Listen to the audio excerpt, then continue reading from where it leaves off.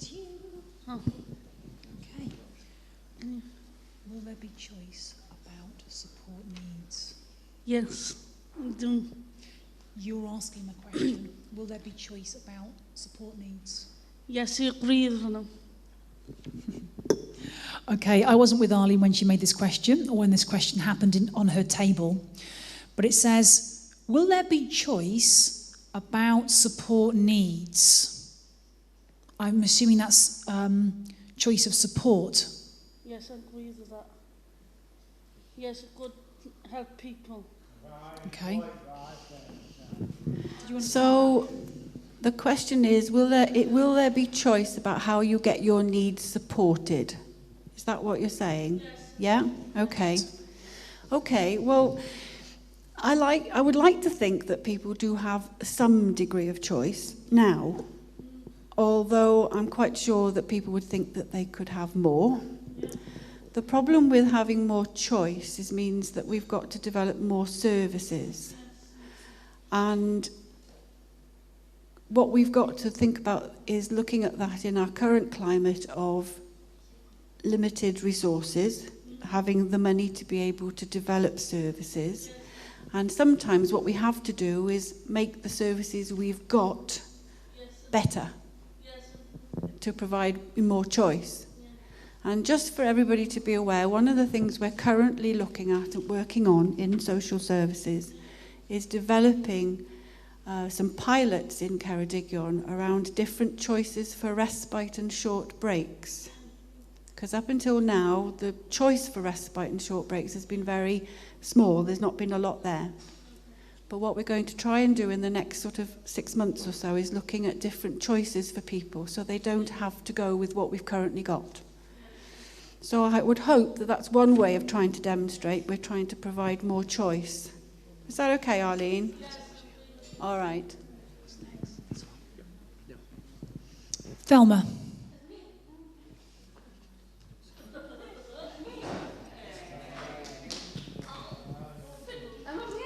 Thelma, can you read this? Give me a hand, please. Give me a hand. Okay. How long will we be at the Guildhall? Because I don't like it, this situation. You do it for me. Can you say that? You do it.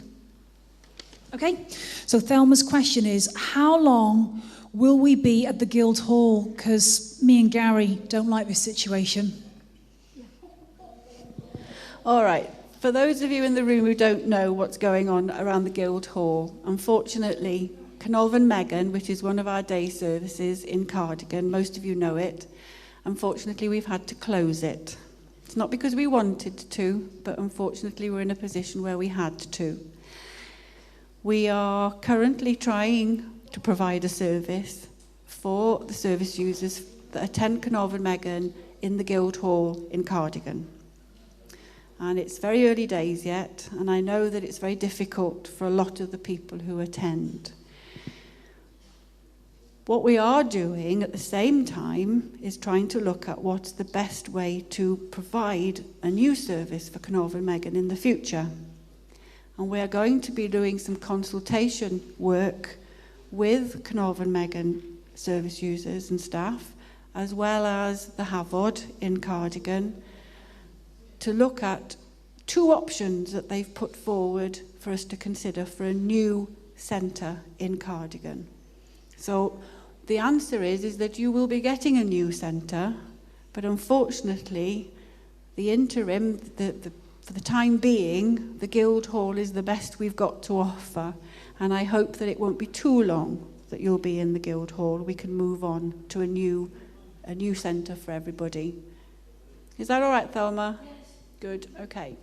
Yeah, do feel free to respond back to the people who have answered the question as well, if there's something else you wanted to add, because I think that's part of it. Next person. Got a question from Peter. Yep. Peter.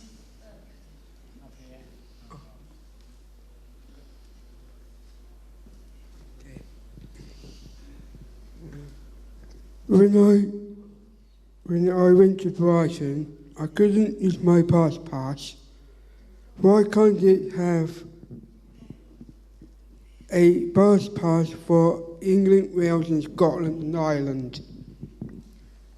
Unfortunately, the same rules are in England. The English pass is only valid in England. The money actually comes from the Welsh government, so they're only prepared to pay money for the Welsh people. So, sorry for that, but it's Welsh government money. I suppose the issue that's raised then is there scope then for the devolved government to agree a policy on this, to work together to produce a policy to help people? That's something that the Welsh government... So it's about the bus passes. You know, the bus passes, whether they could be used in England, Scotland and Ireland, the Welsh ones. It's something that would have to be brought up with the Welsh government. Yeah, sorry. Okay, right. We've got a question here about support, and it comes from Jonathan.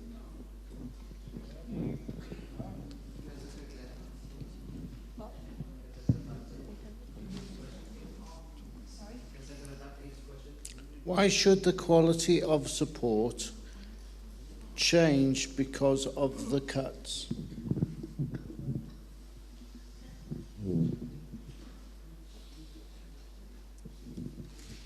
That's a difficult one to answer, because I suppose what we would need to do is to evidence that the quality of the support has actually changed. Because everybody's having to tighten their belts, as you know, not just social services, the council, but everybody in general. And most organisations are having to look at the way that they provide their services better to make good use of the money that they've got. Now, some have done that very well. Some perhaps need to go back to the drawing board and relook at it. All I can say is, from regard to the support that we commission through social services for people in Ceredigion with disability, that we are very conscious of the fact that we need to make sure that there is good quality services provided and good quality support. And we are putting mechanisms in place within the department to make sure that we are checking that quality is there. And if it's not, why not? Because we do need to ask those questions. What I would say to all of you is that if anybody here feels that they're not getting a quality service, or they have got concerns about the support they're receiving, they need to let us know. Because at the end of the day, if we're not told there's a problem, we can't do anything about it.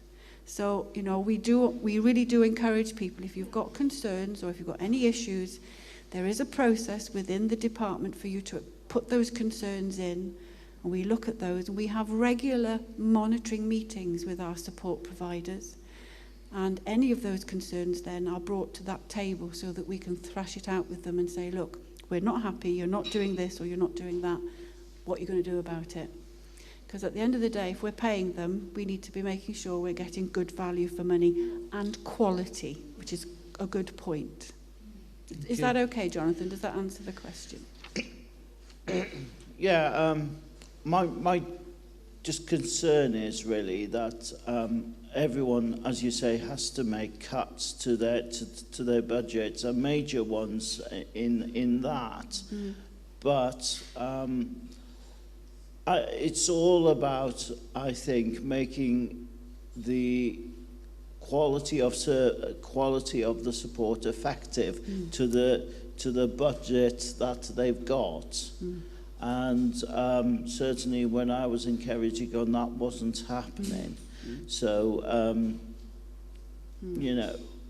I think we have become a little bit more aware of what some of the issues are, and I take on board what you're saying. I don't think it's been very good, perhaps, historically, and I think that's one of the reasons why, through our learning disability strategic multi-agency group, that we, you know, a lot of people were picking up on these issues that you're referring to.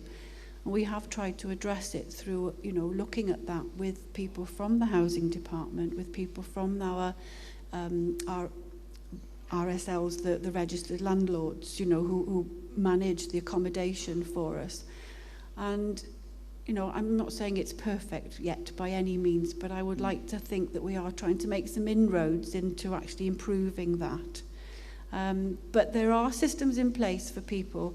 You know, if you feel that you can't do it yourself, or if you ask your support staff or, you know, your advocates if they would put in those issues for you through that concern. There's a concerns process that you can raise those. They're not complaints as such, but there's a complaints process as well. But if there's just a concern about the quality of the service you're getting, you need to be raising them through that channel, because that's the only way we can then say, well, actually, hang on a minute, there's a problem here, we need to do something about it. Thank you. Okay.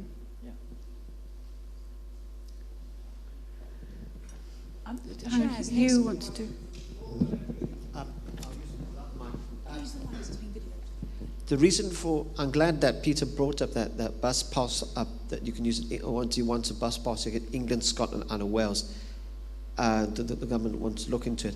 I'm so glad he did, because so many people from Wales want to go shopping and they haven't got shops, the big shops like Marks and Spencer's, M&S and so forth, haven't got them. But it's the finding the resources and the finances. I wish they would, you know, it makes it so much easier.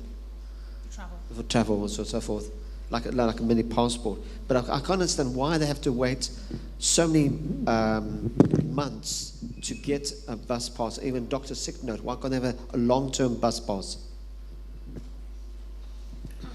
There are two aspects to that question, and I'll just add a little to the first one, is that as Sian rightly said, the provision of bus passes in Wales is a devolved decision by the Welsh Government, and it's the same in Scotland and England.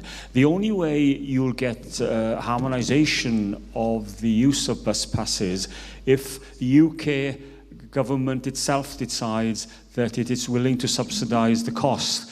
And the only way that can be achieved is that if you as users, and you feel strongly about this, lobby your MP, not your AMs or your local members, because we have no influence, or especially the local members have no influence at all on the bus passes, but your MP, he's the only one that can actually bring this point in Parliament, because it's a UK Parliament decision to harmonise the bus passes between the three devolved nations. If I can add regarding having a replacement bus pass, if you're on higher rate mobility, it's automatically can be done straight away. But then if you're not on higher rate mobility, we do have to have evidence from a doctor so that we can issue a pass. And then there are dates put on those. They're not automatically until 2019. So. Can I just ask one question, which I know the rules are about to change, aren't they, for blue badge holders? Blue badge isn't considered anymore for the application for bus passes. It isn't? No. Oh, right. Yeah, I think that there's a consultation opening, and the question is, with DLA moving over to PIP, which is a slightly different system, how should the role of the blue badge play? So if you are on, should they link whether or not you get a blue badge with if you get a higher rate of PIP, or should be a completely different process? So that's something that we're going to have to look at and respond to the consultation, you know, among CPF as an interested party. I think that's the position anyway. Right, we've got a question. We've got three people asking a very similar question. We've got Griff, Nick and Hugh. So if you can ask all those people to ask their questions.